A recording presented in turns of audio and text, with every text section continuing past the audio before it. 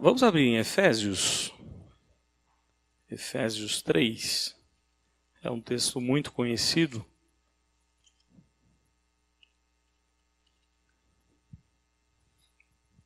Efésios 3, 14 a 21. Capítulo 3 de Efésios, versos 14 até o final do capítulo.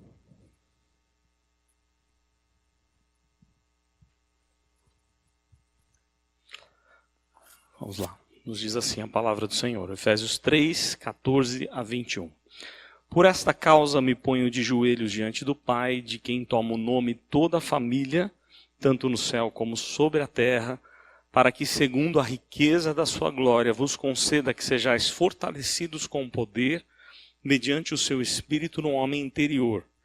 E assim habite Cristo no vosso coração pela fé, estando vós arraigados e alicerçados em amor, a fim de poderdes compreender com todos os santos qual é a largura, e o comprimento, e a altura, e a profundidade, e conhecer o amor de Cristo, que excede todo o entendimento, para que sejais tomados de toda a plenitude de Deus. Ora, aquele que é poderoso para fazer infinitamente mais do que tudo quanto pedimos ou pensamos, conforme o seu poder que opera em nós, a ele seja a glória na igreja e em Cristo Jesus por todas as gerações, para todos sempre. Amém. Esse é um dos textos conhecidíssimos nosso, né, de oração. E é interessante como Paulo, um dos nossos assuntos hoje aqui é sobre oração, estamos falando ainda sobre meio de graça. É interessante como Paulo conhecia tanto sobre teologia, não é? Mas era uma vida tão piedosa, porque a piedade não está desassociada ao conhecimento. Infelizmente, muitas vezes a gente percebe isso no nosso meio. A pessoa vai fazer um curso, né, de teologia, pensando em teologia, e ela começa a ficar tão racional e parte para a descrença, para a falta de fé, não é?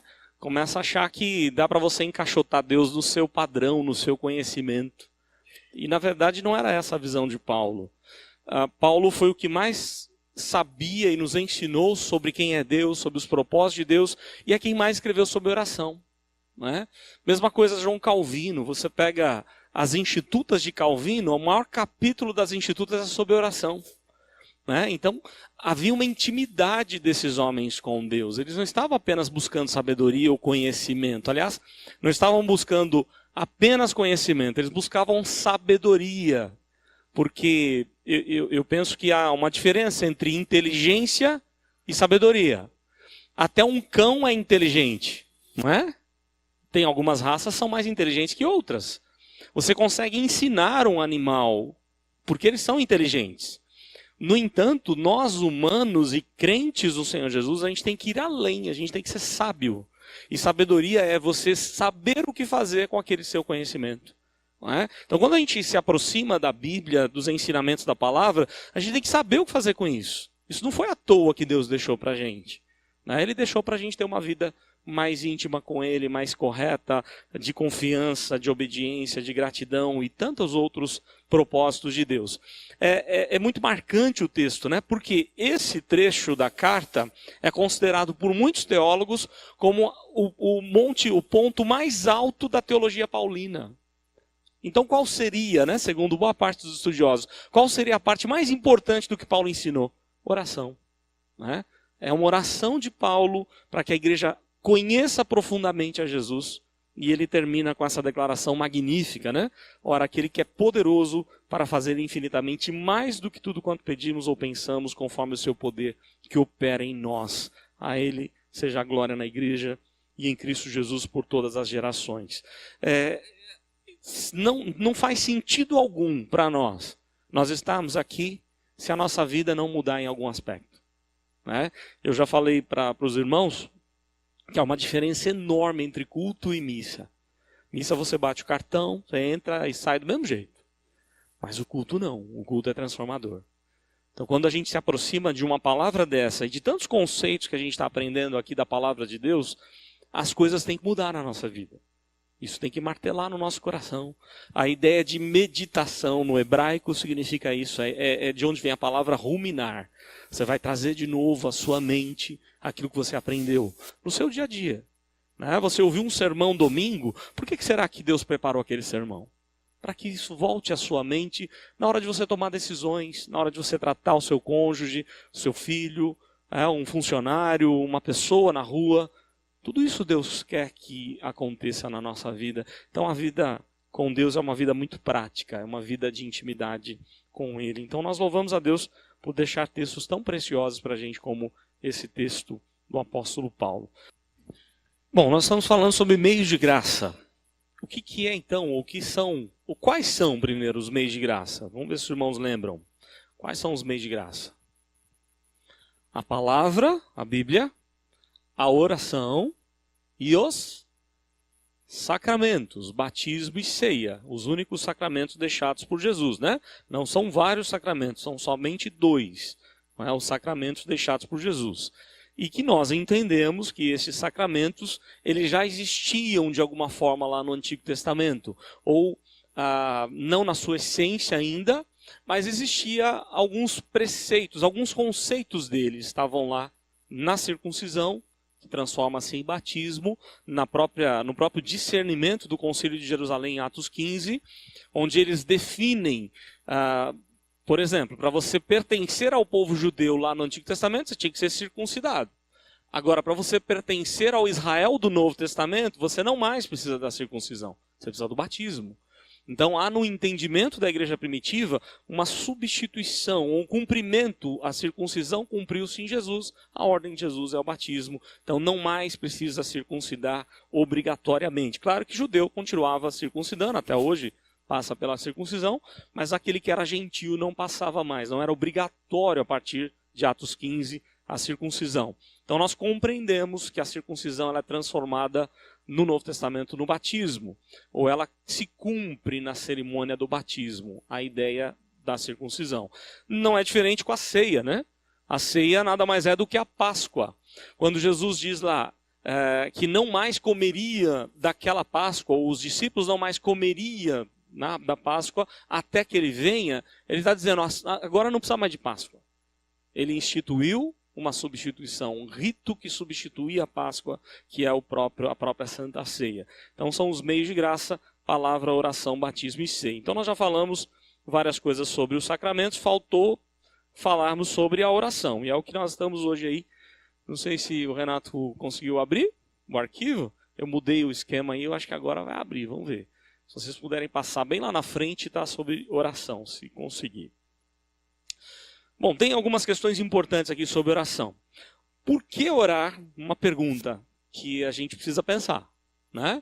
Por que a gente vai orar se todas as coisas já estão pré-determinadas por Deus? Você já parou para pensar nisso? Por que eu vou orar se Deus já determinou, né, o que vai acontecer em todo o tempo? Os dias estão contados e determinados. Então algumas pessoas, por não terem um equilíbrio no conhecimento da palavra, na intimidade com Deus, elas começam a pender por um hipercalvinismo, que é um desequilíbrio da verdadeira teologia calvinista ou reformada. Porque o hipercalvinista, ele diz, não preciso orar. Deus já vai fazer tudo o que ele quer, para que eu vou orar? Mas é isso que a palavra de Deus ensina? Não é. Não é? Deus sabe de todas as coisas, não sabe? Claro que sabe, ele já determinou, ele sabe o que vai acontecer. No entanto, ele exige do seu povo a oração. É a ordem dele, é a instrução dele e faz bem para a gente. Então, por que eu oro se todas as coisas estão pré-determinadas? Primeiro, porque Deus ordenou a oração. É ordem de Deus a oração. Deus ordenou a oração para quê? Para a sua honra. Para que ele seja honrado, glorificado, reconhecido como aquele que tem poder para resolver a nossa situação. Então a oração é um meio de adoração a Deus, de nós reconhecermos quem ele é. Aliás, eu lembro das aulas com o Parcival Módulo, que é doutor na área de música lá do seminário, que ele dizia assim para a gente, nem todo louvor se transforma em adoração, e é uma pena, deveria se transformar. O propósito do louvor na igreja é que Deus seja adorado. Porque a gente estudava lá no seminário o que significa louvar. Louvar é elogiar. E o exemplo que o Parcival dizia para a gente é o seguinte: entra um visitante na igreja e esse visitante louva a Deus com a gente. Ele elogia a Deus. Oh, Deus é bom, Deus é belo, Deus é poderoso, Deus... São elogios que nós fazemos no louvor. Só que isso não quer dizer que esse louvor se transformou em adoração no coração dele.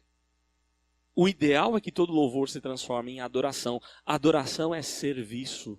Adoração é entrega. Nós somos do Senhor, nós vivemos para o Senhor, existimos para a glória de Deus. Então, quando eu oro, eu estou reconhecendo isso, que eu existo na dependência de Deus. Não é? Então, eu oro por quê? Porque primeiro Deus determinou a oração. E Ele determinou para quê? Para a sua glória. A nossa vida tem que ser para a glória de Deus, e não é diferente com a oração. Quando eu oro, eu estou glorificando Deus. Não é? Existem várias maneiras de glorificar a Deus. Você glorifica a Deus, por exemplo, na evangelização. Não é? Por que a gente evangeliza? Porque a gente ama as pessoas? Essa era a motivação dos apóstolos? Não era a motivação principal. A motivação principal dos apóstolos é Deus que precisa ser glorificado. Tudo foi criado para a glória de Deus. Então, quanto mais pessoas eu trouxer para o reino, elas vão glorificar o nome de Deus. A primeira motivação da evangelização é a glória de Deus. A primeira motivação da oração tem que ser a glória de Deus. E aí a gente pode parar um pouquinho para pensar na nossa vida de oração. Será que a gente está chegando em oração para Deus com o nosso egoísmo de sempre? Não é? Com tantas coisas que a gente pede para o Senhor, não é? A gente às vezes não se aproxima com essa ideia de adorar. Aliás, quando a gente pega os livros mais antigos sobre as disciplinas espirituais, eles lembram a gente disso. Primeira coisa que você tem que fazer na oração é adorar o Senhor. Começa a declarar o quanto Ele é bom, o quanto você reconhece que Ele é poderoso, que Ele é Senhor absoluto, antes de você pedir. Não é? Começa a fazer esse exercício, porque isso é para isso que nós existimos, é para isso que Deus criou a oração, para a sua própria glória. Um segundo ponto importante da oração é para demonstrar total dependência de Deus. É para você reconhecer que você não tem como resolver o seu problema, mas Deus pode resolver. Deus é o único que pode resolver. Então a oração, como um meio de graça, ela fortalece a nossa fé, ela demonstra o quanto nós somos fracos e insignificantes. Ao mesmo tempo, nós temos um significado importante para Deus. Deus nos aceita na sua presença. Já parou para pensar nisso? Em Cristo você é importante, né? Porque você é aceito como filho. Deus quer, aliás, a Bíblia diz que Deus tem prazer em ouvir a oração do seu povo. Não é? Então é algo tão relevante para nós. Outro objetivo da oração é para ver os propósitos de Deus se cumprindo. Lembram que eu falei lá, Deus, lá na eternidade, Ele decretou todas as coisas. Só que essas coisas só vão acontecer com oração.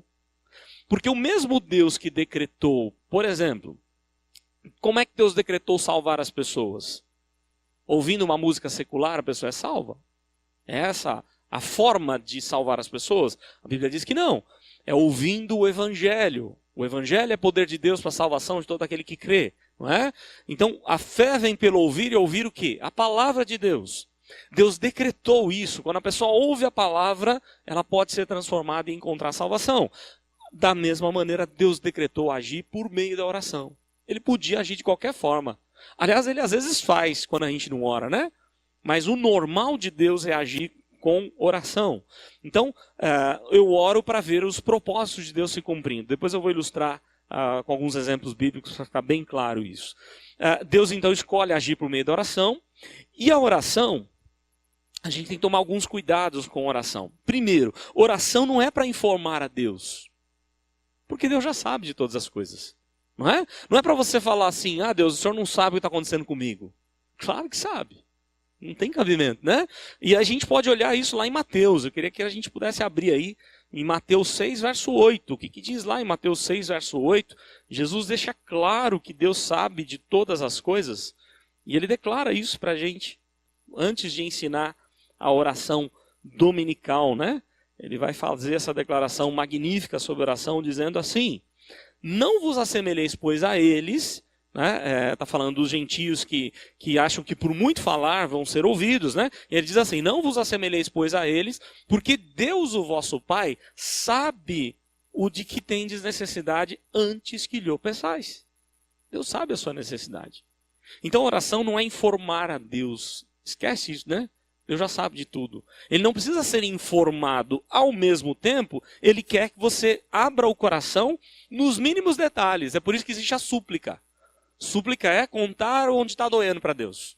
Ele já sabe, mas ele quer que você abra o seu coração e fale para ele, ó Senhor, está acontecendo isso comigo. Né? Isso é suplicar. Um outro ponto importante sobre a oração é que ela não altera os planos de Deus. Não tem como alterar os planos de Deus. Assim como a gente sempre, nós já falamos aqui algumas vezes, você não tem como alterar o dia da vinda do Senhor, por exemplo, você não consegue alterar o plano de Deus com oração. Mas você cumpre os planos de Deus através da oração. Então tem alguns exemplos bíblicos importantes. Jeremias 15, por exemplo, no verso 1, diz assim: Disse-me, porém, o Senhor, ainda que Moisés e Samuel se pusessem diante de mim, meu coração não se inclinaria para este povo. Lança-os de diante de mim e saiam.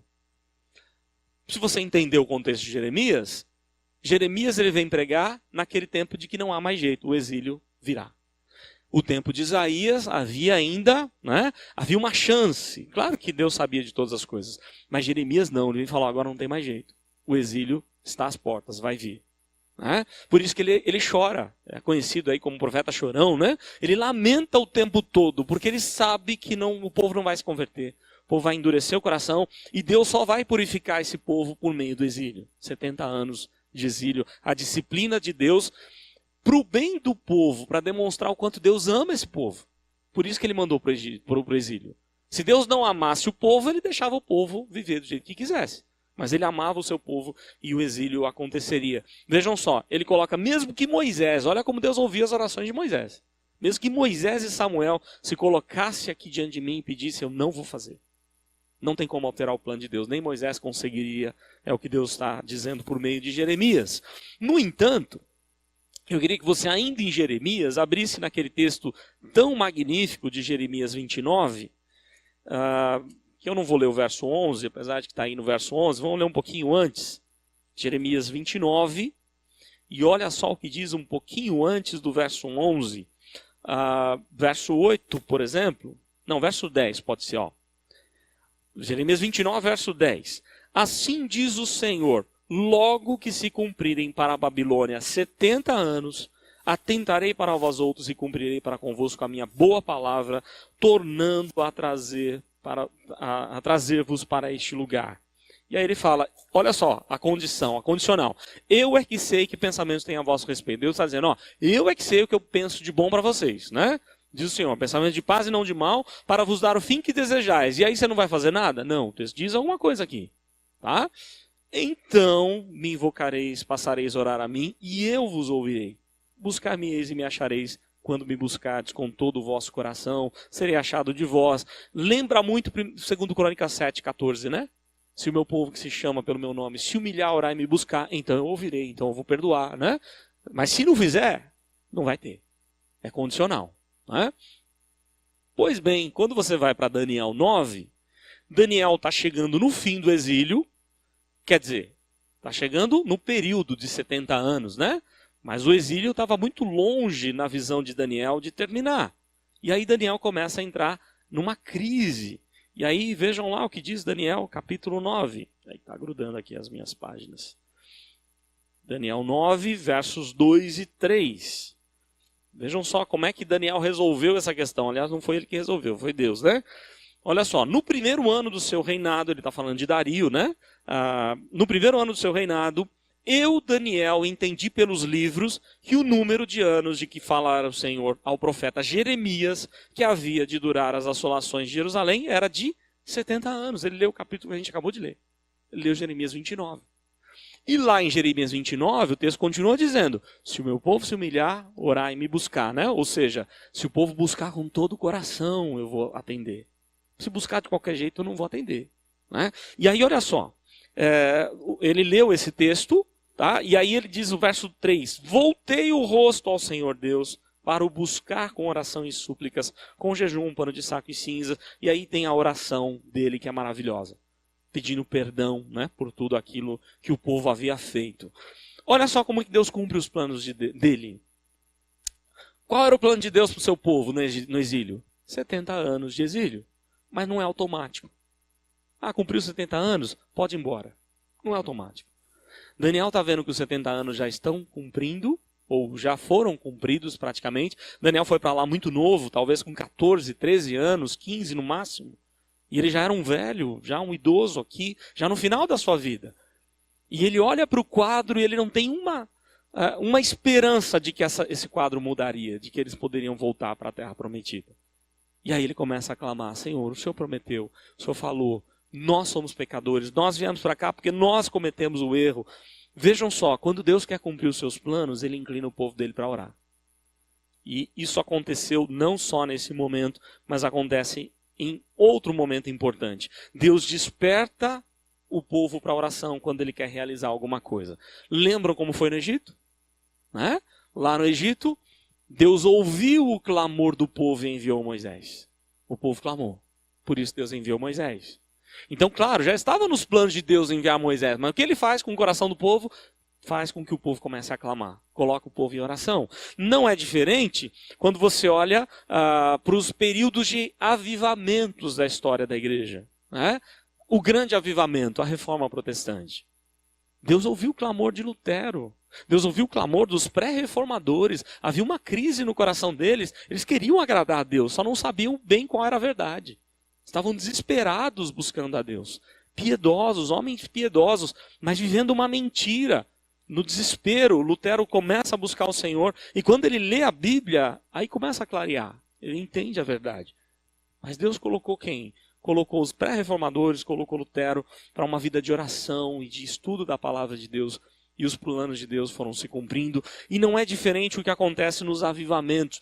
Aconteceram alguns avivamentos da história, né? Desde a Reforma. Então, lá no século XVI, a Reforma Protestante. No século XVII, o puritanismo.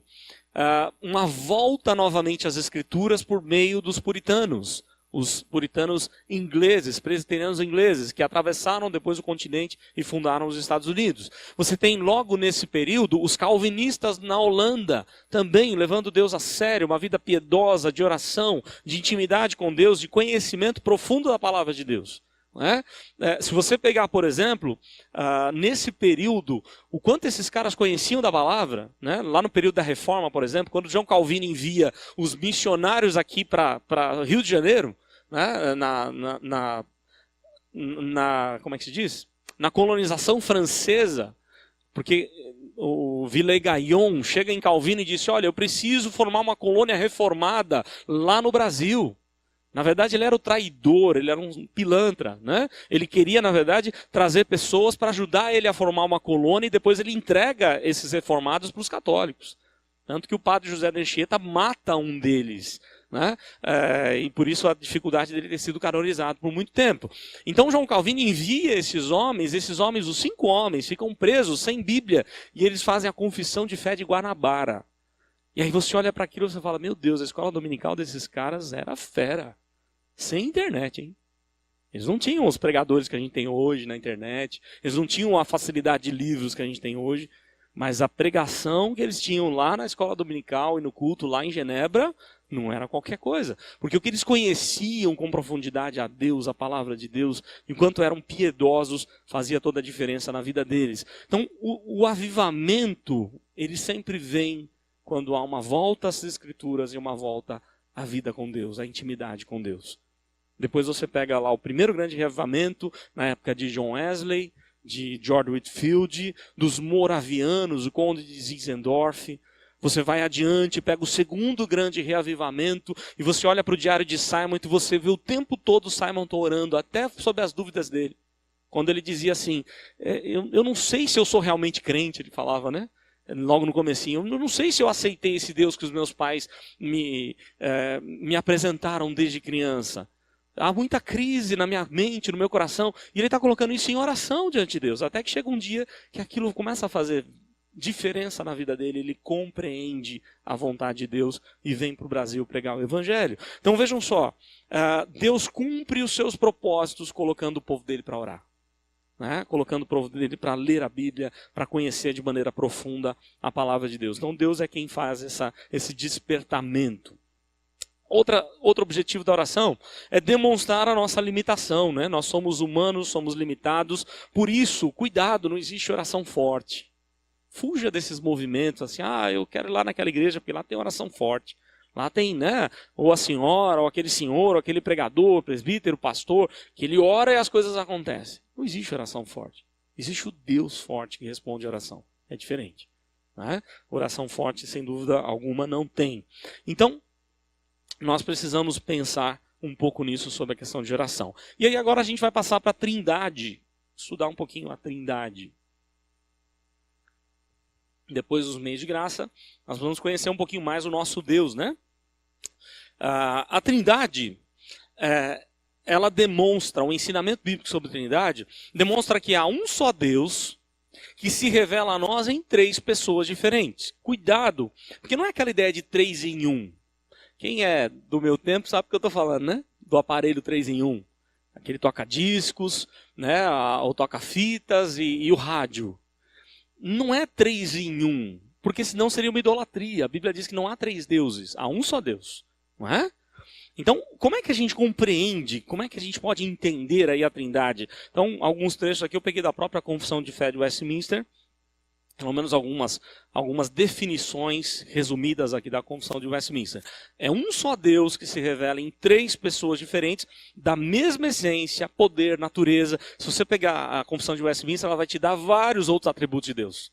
Né? Os 3 cheios de glória, e, enfim, ele vai dando vários outros entendimentos ou conhecimentos da pessoa de Deus. Então não significa 3 deuses em um, mas 3 pessoas de uma mesma família. E aí eu queria ilustrar um pouquinho para os irmãos terem uma noção do que eu estou dizendo.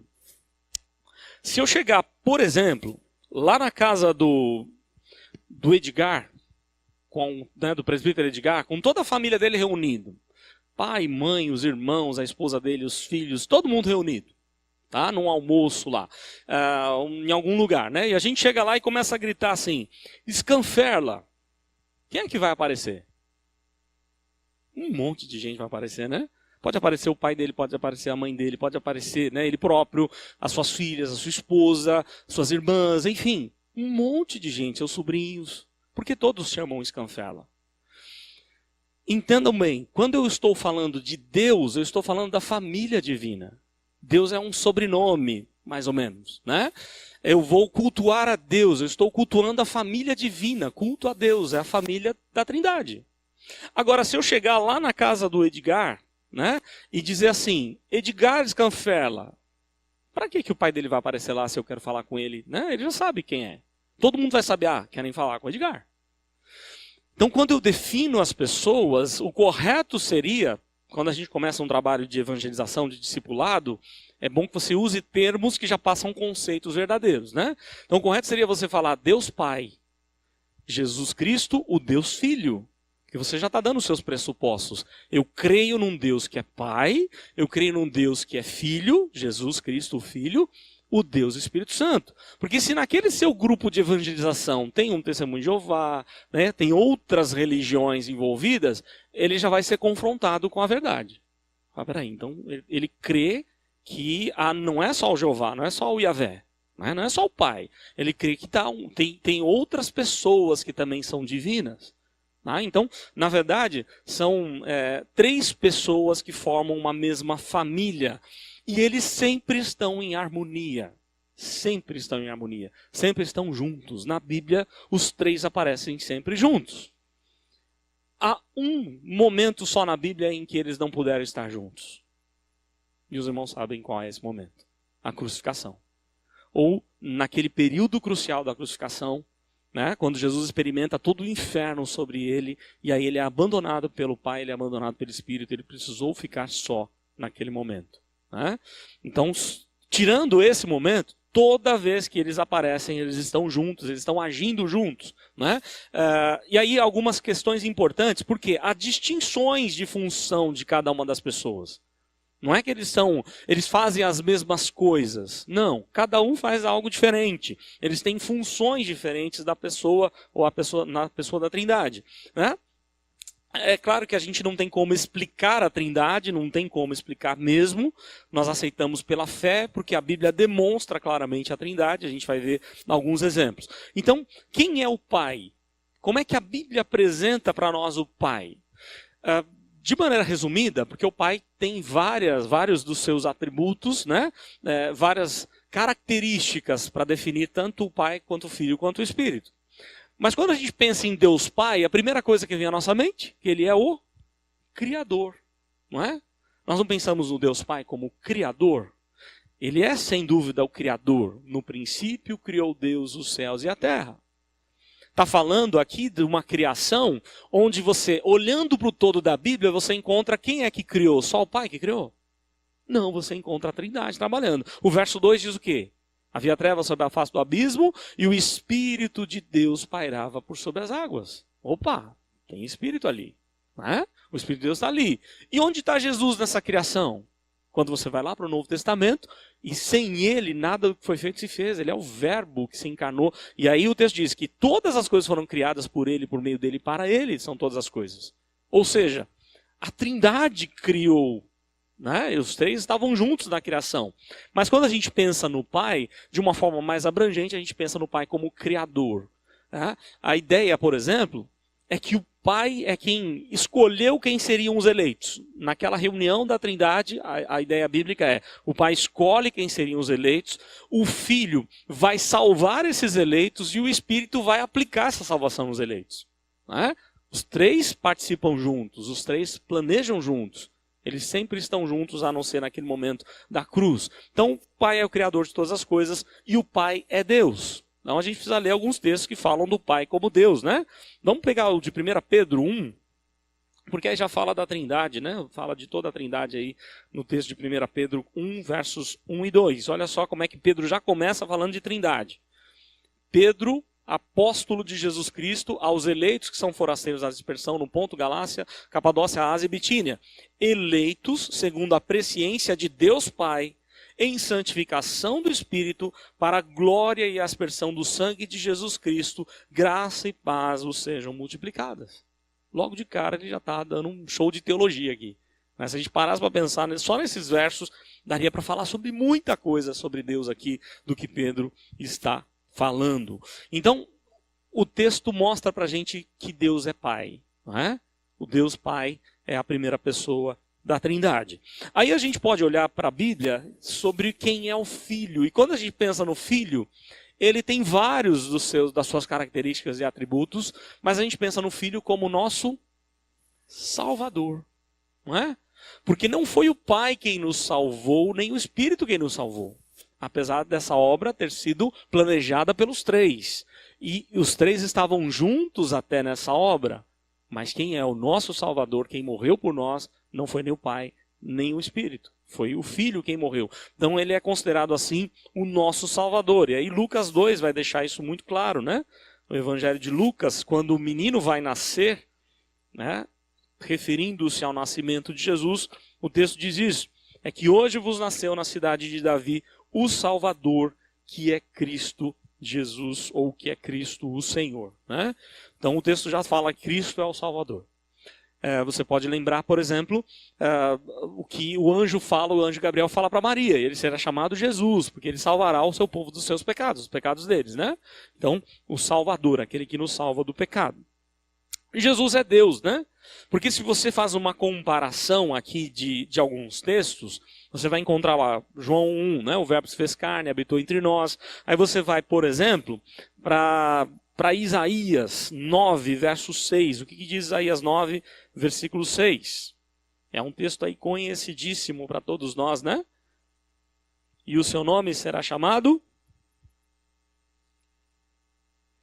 Tem vários dos seus atributos ali em Isaías 9, versículo 6. Porque um menino nos nasceu, um filho se nos deu, o governo está sobre seus ombros, e o seu nome será chamado Maravilhoso Conselheiro.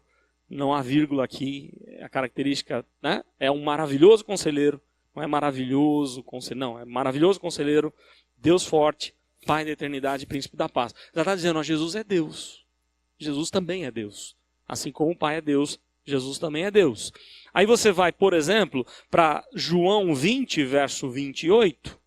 E o que diz lá no Evangelho de João, capítulo 20, versículo 28. Aliás, são textos importantes para um trabalho de discipulado, de evangelização, de discussão com algumas religiões, algumas seitas. São versículos que precisam ser usados, né, para comprovação. Respondeu-lhe Tomé, Senhor meu e Deus meu. Está falando para Jesus. Jesus é Deus. Há religiões que não creem em Jesus como Deus, mas isso fica muito claro. O que é mais interessante aqui, Mateus, por exemplo, vai falar de uma alusão de Isaías com respeito a Jesus, mas o que eu gostaria que você frisasse mais é o texto de Isaías 6 com João 12. Então, Isaías 6 já é conhecido, eu vou abrir aqui em João 12 para os irmãos terem uma ideia. João 12, 41. Por quê? Lembram lá o que acontece lá em Isaías 6, antes de ler João 12? Isaías 6 diz assim, no ano da morte do rei Uzias, eu vi o Senhor, o Adonai, não é? Que é Deus. Se você falar para um judeu, quem é o Adonai? Ele vai falar, é Deus, Isaías viu Deus. Se você falar para um testemunho de Jeová, Isaías viu Yahvé, o Jeová. E olha só o que o João fala de quem é que Isaías viu, né? João 12, versículo 41. Isto disse Isaías porque viu a glória dele e falou a seu respeito. Se você olhar para esse contexto, ele está falando de quem?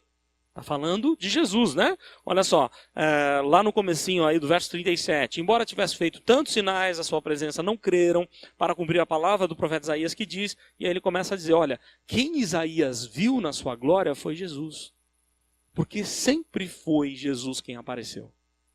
Todas as teofanias, nunca foi o Pai nem o Espírito. Sempre foi Jesus. Por que sempre foi Jesus? Porque Jesus é o único mediador entre Deus e os homens. Não há outro mediador. O Pai não é mediador, o Espírito não é mediador. Cristo é um mediador. Então, por exemplo, a nossa igreja mudou o símbolo, né, recentemente, porque tinha um símbolo de uma pomba lá no meio da sarça, né? Por que foi tirada? Porque é uma questão teológica, tudo bem que não é tão relevante assim, mas ela diz alguma coisa. A pomba na Bíblia ela é símbolo de quem? Do Espírito Santo. E quem apareceu para Moisés na sarça não é o Espírito Santo. A Bíblia diz ali que é o anjo do Senhor. E quando aparece o anjo do Senhor, lá no hebraico, é uma referência a Cristo pré-encarnado, ao Messias, que ainda não foi encarnado. É uma teofania, uma aparição de Deus. Foi assim que apareceu Jesus para Abraão, foi assim que apareceu Jesus para Moisés, e todas as aparições de Deus no Velho Testamento não é nem o Pai, nem o Espírito, mas é o próprio Cristo. Porque já prefigurando aquilo que Jesus faria, não é? Ele seria o único mediador entre Deus e os homens, era aquilo que Paulo vai deixar claro a Timóteo. Então o Filho é Deus, ele é Salvador, né? Ele é o único mediador e assim por diante. Quem é o Espírito Santo? O Espírito Santo ele tem vários dos seus atributos aqui que nós conhecemos. Por exemplo, ele é o regenerador, é aquele que dá nova vida. Então o Espírito Santo, sem o Espírito Santo eu não tenho como ter fé. Eu continuo morto nos meus delitos e pecados. Não é? Por isso que é errado a gente achar que o Espírito Santo veio no dia de Pentecostes. Há pessoas que pensam, o Espírito Santo veio lá em Atos 2. Engano. Se o Espírito Santo veio só em Atos 2, sabe o que significa? Que Moisés não está salvo então. Que Davi não foi salvo, morreu incrédulo. Porque quem é que aplica a fé no coração desses homens ou que aplicou a fé? O Espírito Santo. É ele que faz a obra da regeneração. Então o Espírito Santo é o regenerador, ele é o santificador, ele nos santifica por meio das Escrituras, né? Quando Jesus diz lá, conhecereis a verdade os libertará, santifica-os na verdade, né? A tua palavra é verdade, é a ferramenta do Espírito é usar a palavra, a gente já falou disso lá nos meios de graça. O Espírito é o Consolador, Jesus também é visto na Bíblia como Consolador, mas essa função ele delegou ao Espírito, ele diz lá em João 14, convém que eu vá para que ele venha. Quem é que vai vir? O Consolador, o Paráclitos, aquele que foi chamado para estar do nosso lado, para nos consolar. Pará, ao lado, kletos, chamado para estar ao lado. Então Jesus está dizendo, eu vou enviar alguém igual a mim e ele virá para ser o Consolador. Eu preciso ir para que ele venha. Aí alguém pensa assim, tá vendo? Então o Espírito não tinha vindo antes. Não, ele vem sim, mas agora ele vem no Novo Testamento, a partir da assunção de Jesus, ele vem de uma forma plena como estava nos profetas, sacerdotes e reis. Vocês lembram daquela unção especial que eles recebiam? Agora toda a igreja recebe a partir de Atos 2. todo crente é cheio ou tem a unção do Espírito de Deus, é batizado no Espírito Santo. Uma prova disso, porque há uma tremenda confusão sobre esse negócio de batismo do Espírito Santo, né? As pessoas acham assim, ser batizado no Espírito Santo significa falar em línguas, né? Ou significa ter dons, ou significa isso e aquilo. Quando você olha para Atos 19, a chegada de Paulo lá em Éfeso, Paulo ele começa a notar que há homens diferentes dos outros, e muito provavelmente na cabeça de Paulo ficou aquela ideia, esses caras são discípulos de João Batista, porque eles têm um jeito de se portar diferente. Não é? A pregação de João Batista é arrependei-vos, preparem-se para a chegada do Messias. Então provavelmente eram homens que demonstravam uma certa piedade. E aí Paulo faz uma pergunta para eles, vocês conhecem o Espírito Santo? E aí eles falaram, nunca ouvimos falar do Espírito Santo. O que aconteceria para um pregador da atualidade? O que ele falaria? Aliás, fosse você. Se você perguntou para alguém, você conhece o Espírito Santo? E a pessoa fala, nunca ouvi falar. De quem que você vai falar? Do Espírito Santo. Você vai falar, o Espírito Santo é isso, é aquilo, é aquilo. Foi o que Paulo fez? Não. Paulo apresentou Jesus. Quando Paulo fala de Jesus para eles, eles recebem o Espírito Santo. Por quê? Porque existe uma questão assim muito interessante sobre o Espírito Santo, né? Eu já vou adiantar o que eu ia falar depois aqui. A tarefa do Espírito Santo é apontar para a obra de Cristo. Ele nunca aponta para si mesmo, ele sempre aponta para Jesus. Ele sempre aplica o que Jesus fez na nossa vida. Então, há movimentos que são desequilibrados, e às vezes até movimentos dentro das igrejas reformadas têm um certo desequilíbrio. Eu digo desequilíbrio no seguinte sentido, há pessoas que não falam muito do Espírito Santo. Há cânticos que quase não falam do Espírito Santo, não louvam o Espírito Santo como Deus, ele também precisa ser louvado, adorado, ele é Deus. Não é? E muitos movimentos reformados seguem essa linha, falam pouco sobre o Espírito Santo. Quando você olha para os grandes teólogos, como Calvino, por exemplo, Calvino tinha um trabalho ou vários estudos sobre a pessoa e obra do Espírito Santo. Há, por outro lado, alguns movimentos, e aí eu me refiro mais àqueles movimentos pentecostais, que eles enfatizam demais a pessoa do Espírito Santo. E só a pessoa do Espírito Santo. E aí há uma questão muito interessante, porque lá na nossa confissão de fé, eu já vou até falar para você não ficar preocupado com o que está escrito lá. Porque é uma questão de tempo da escrita. Lá na nossa confissão de fé diz assim, o Filho foi gerado do Pai e o Espírito gerado do Pai e do Filho. Quando você olha aquele texto da confissão, você fala, meu Deus, o que é isso, né? Como assim, gerado? A nossa concepção, a nossa ideia de geração é início, não é? Mas não é isso que a confissão de fé quis falar. O que a confissão de fé quer mostrar é que há uma subordinação entre as pessoas da Trindade, onde o Pai está subordinado ao Filho, ele deixou isso bem claro. O que eu vim fazer é aquilo que o Pai me mandou fazer. Naquele momento, ele deixou até os dos seus atributos lá no céu, do seu todo conhecimento como Deus, a ponto dele declarar assim, até o dia da minha volta, isso está reservado para o Pai, eu não sei. Naquele momento ele realmente havia se esvaziado desse seu conhecimento e ele não sabia. Como homem, enquanto caminhava aqui, ele não sabia. Quando ele assume de novo lá na sua glória, aí sim ele retorna com todos os seus atributos e assim ele com certeza sabe do dia da sua volta.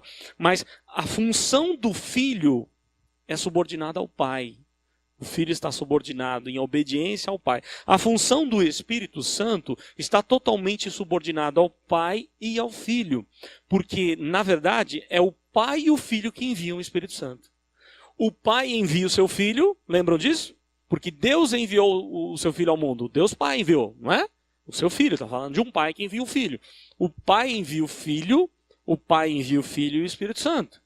O Filho envia o Espírito Santo. Eu preciso ir porque eu vou mandar alguém igual a mim, o Consolador. Então, a função do Espírito é apontar para o Pai e para o Filho. E, claro, principalmente para o Filho, porque ele que faz essa obra de Cristo fazer sentido na nossa vida. Sem ele não tem como a gente agir. Então, os três trabalham em conjunto. Aliás, antes disso, eu não falei sobre alguns textos aqui que são importantes, né? Deixa eu ler aqui pelo menos um para a gente... Vamos pegar o texto mais conhecido de Atos. Tem vários para você ler depois, se quiser. Atos 5. Os irmãos lembram lá de Ananias e Safira? E há uma declaração importantíssima que Pedro fala sobre o Espírito Santo, que você precisa usar muitas vezes para alguns movimentos que não creem no Espírito como uma pessoa e como a terceira pessoa da Trindade. Então olha só, Atos 5, de 3 a 5. Então disse Pedro: Ananias, por que encheu Satanás teu coração para que mentisses ao Espírito Santo, reservando parte do valor do campo? Ou seja, diz, você mentiu ao Espírito Santo. Né?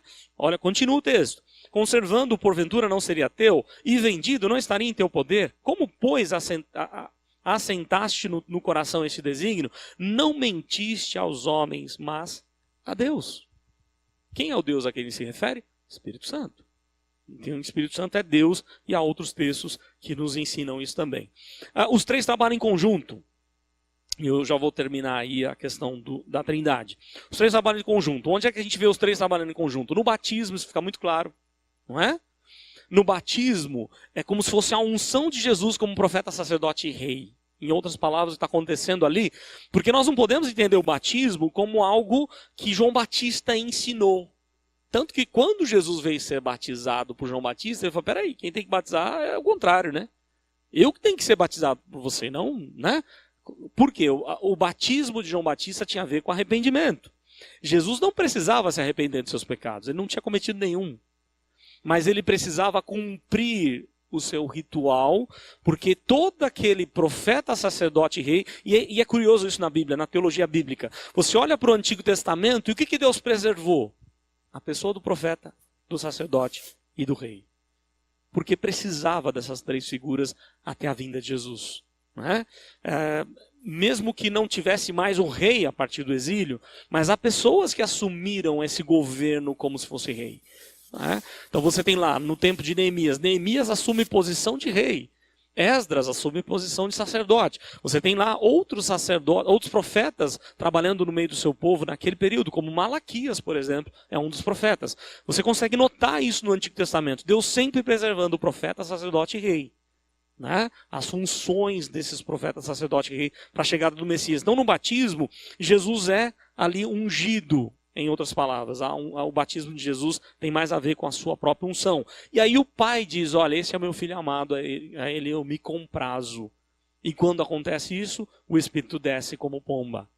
Há os três ali, a Trindade no batismo de Cristo, que é a iniciação de Jesus. Né? Se você pegar o trabalho dos levitas, um levita estudava até os 30 anos para começar a sua função como sacerdote ou como músico, e trabalhava até os 50 apenas. Né? Claro, ele fazia outras coisas depois, mas o foco do levita é, antes dos 30 ele não está apto, ele é considerado maior de idade a partir dos 30. Né? Ele é respeitado como um levita, como um mestre, como um rabino, a partir dos 30 anos. Por isso Jesus, aos 30 anos, ele começa o seu ministério. E no caso do levita seria aí até os 50. Jesus dura apenas 3 anos entre nós. Então no batismo Jesus está ali na grande comissão, não é? Ele diz pregando o evangelho, batizando-os em nome do Pai, do Filho e do Espírito Santo. Na grande comissão Jesus ordena que seja feito em nome do Pai, do Filho e do Espírito Santo. Então quando a gente batiza alguém, a gente não invoca somente o Filho, não é? A gente invoca o Pai, o Filho e o Espírito, porque é orientação do próprio Cristo. Na bênção apostólica, não é? O amor do Pai, a graça de Jesus e o consolo, a comunhão do Espírito Santo, né? No caso a comunhão do Espírito Santo, seja com todos vós, é a bênção apostólica ensinada por Paulo. Na criação, os três estão juntos, eu já citei essa questão. E aí você tem várias provas aí da Trindade. Deixa eu ver se está acabando aqui, tá? Está acabando, é os últimos 2 slides. A prova bíblica da Trindade, você tem lá desde o comecinho algumas questões que já mexeram com o povo de Deus. Por exemplo, quando você pega Gênesis 1, verso 1, não dá para dizer que ali está ensinando Trindade. É forçar um pouco a barra, né? Por que a gente força a barra? Alguns pegam o texto de Gênesis 1 e verso 1 falando, tá vendo? Olha, Moisés está ensinando no verso 1 que Deus são 3 pessoas. É difícil, né? Porque eles estão começando a ler a Bíblia. O que eles têm, na verdade, é um Deus de mistério. Por quê? O nome Deus usado ali por Moisés, o Elohim, está no plural. E é estranho. Por que no plural? Então, com certeza, ao pegar o texto escrito por Moisés, eles começaram a fazer um monte de perguntas. Por que está no plural? Há um plural de majestade, a ideia de um rei que governa, sobre toda a sua criação, mas está no plural. E esse plural se intensifica quando chega no verso 26. Façamos o homem à nossa imagem e semelhança. De novo plural. Por que plural? Como assim? Parecem pessoas conversando? Não é? Você tem que fazer esses tipos de perguntas para o texto. E era o que, com certeza, os primeiros leitores fizeram. Não dá para você achar que apenas com o primeiro capítulo da Bíblia você já descobre a Trindade. Não dá. Mas há um Deus de mistério. É mais de um. Não é?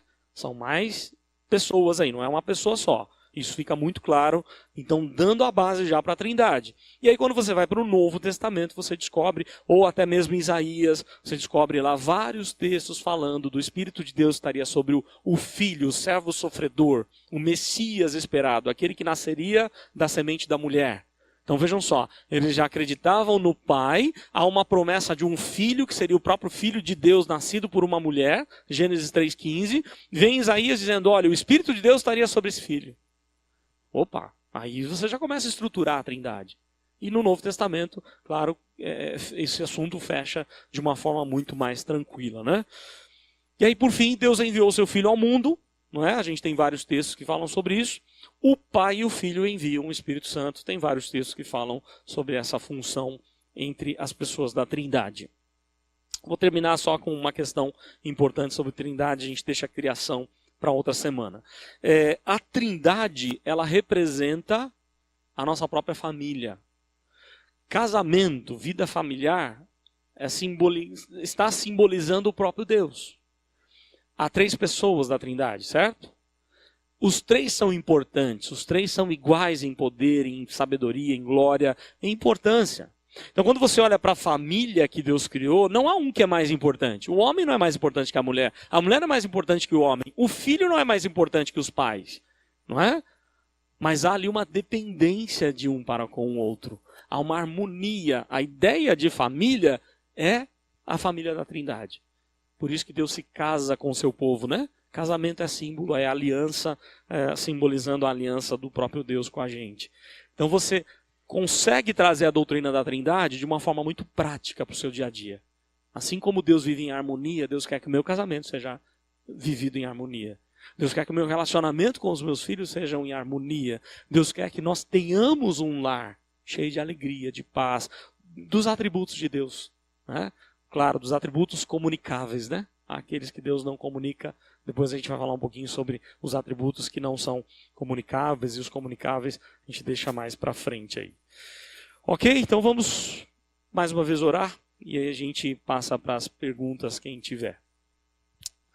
Ó Deus, muito obrigado porque estamos mais uma vez na Tua casa e ouvindo o quanto é importante a nossa oração, não porque sai dos nossos lábios, eles são imperfeitos, impuros, mas porque o Senhor escolheu agir por meio da oração, o Senhor nos escolheu como filhos e quando nos aproximamos do Teu trono de graça, nós temos essa ousadia e confiança de saber que apesar de sermos tão imperfeitos, limitados, pecadores, nós somos alcançados por Tua graça, lavados no sangue de Jesus e temos um livre acesso à Tua presença santa, santíssima.